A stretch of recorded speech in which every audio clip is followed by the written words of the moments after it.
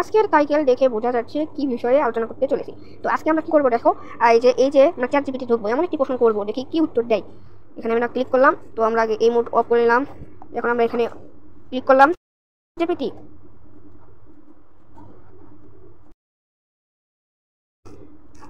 Chat GPT দিলাম না, আমরা এখানে দিলাম যে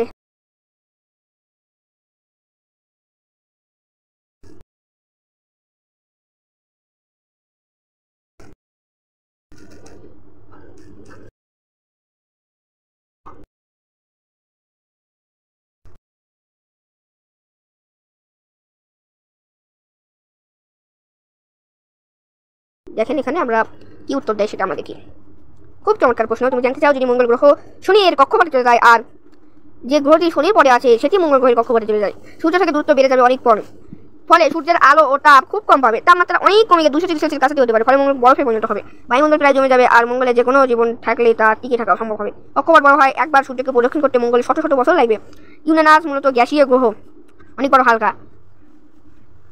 মঙ্গলের স্থানে এলে সূর্যের তাপ অনেক বেশি পাবে, এর বাইরের গ্যাস স্তর গরম হয়ে বিস্ফোরণ হয়ে বিশৃঙ্খলা করতে পারে, এর উপগ্রহ কক্ষপথ ভেঙে পড়বে এবং সূর্যের দিকে চলে যাবে। সৌরজগতের ভারসাম্য নষ্ট হবে, অন্য গ্রহের কক্ষপথ প্রভাবিত হবে। সৌরজগতের মাধ্যাকর্ষণ ভারসাম্য ভেঙে যাবে, অন্য গ্রহগুলো দিয়ে নতুন পথে ঘুরতে শুরু করবে। সম্পর্কে কিছু বাষ্পের সঙ্গে সংঘর্ষও লিপ্ত হতে পারে। মঙ্গল বরফে পড়লে ইউরেনাস অস্থিতিশীল হয়ে যাবে, সৌরজগতের ভারসাম্য নষ্ট হবে। এটাই হচ্ছে আজকের ভিডিও, কিন্তু আপনার মজা পেলাম না।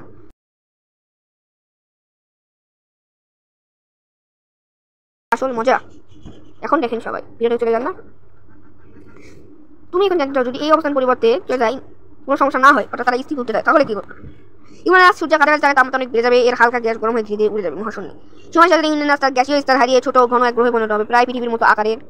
এর রঙও বদলে যাবে, নীলচে না থেকে ধূসর লালচে হয়ে যাবে। সূর্যের আলো কম পাওয়ায় এটি ঠান্ডা বরফ ঢাকা লাল সাদা গ্রহে পরিণত হবে।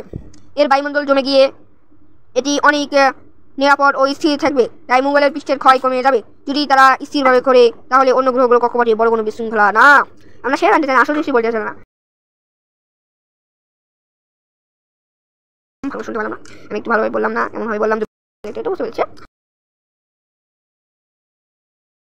অস্তিত্ব তৈরি হবে না, আমরা জানি প্রাণ দিয়ে সৃষ্টিকর্তা, তাছাড়া প্রাণ হবে না। মানে প্রাণের বসবাস করা মানে প্রাণ নয়, এখানে জীব বসবাস করতে পারবে।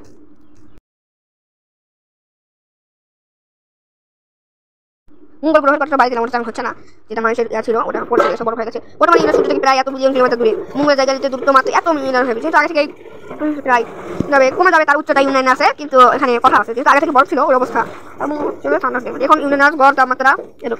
মঙ্গলের দিলে সূর্যের আলো তাপ অনেক বেড়ে যাবে, গড়টা 50 ডিগ্রি সেলসিয়াস থেকে 10 ডিগ্রি উঠতে পারে, অর্থাৎ এরকম তো হবে, অর্থাৎ বলকা আর তীব্র ঠান্ডা অনেক তাই গলে যাবে। ইউরেনাস এখন হাইড্রোজেন, হিলিয়াম ও মিথেন গ্যাস রয়েছে। সূর্যের তাপ বাড়লে এই গ্যাসগুলো ধীরে ধীরে মহাশূন্যে উড়ে যাবে, ফলে ইউরেনাস তার ঘন গ্যাস স্তর হারিয়ে একটি ছোট পাথরে কোর প্রকাশ করবে, অনেকটা এক বিশাল নীল গ্যাস বল। ধীরে ধীরে পৃথিবীর মতো আংশিক কঠিন গ্রহের রূপ নিতে পারে।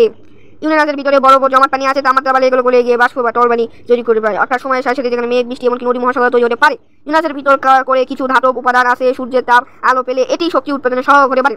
জীবন শুরু হবে না, কিন্তু বায়ুমণ্ডল তখন বিষাক্ত থাকবে, কিন্তু হাজার হাজার বছর পর গ্যাস হারানোর পর নতুন এক স্থিতিশীল হবে না এক স্থিতিশীল বায়ুমণ্ডল তৈরি হতে পারে, যেমন নাইট্রোজেন অক্সিজেন মিশ্রণ, তখন জীবনের উপযোগী অবস্থা তৈরি হওয়া সম্ভব।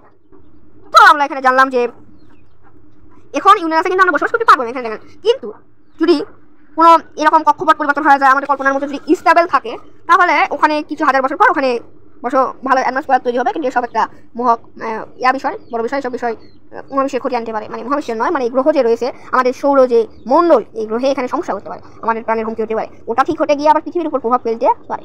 তো এটাই ভিডিও ছিল শেষ। আচ্ছা, তাহলে বসবাস গ্রহে পরিণত হতে পারে এখানে।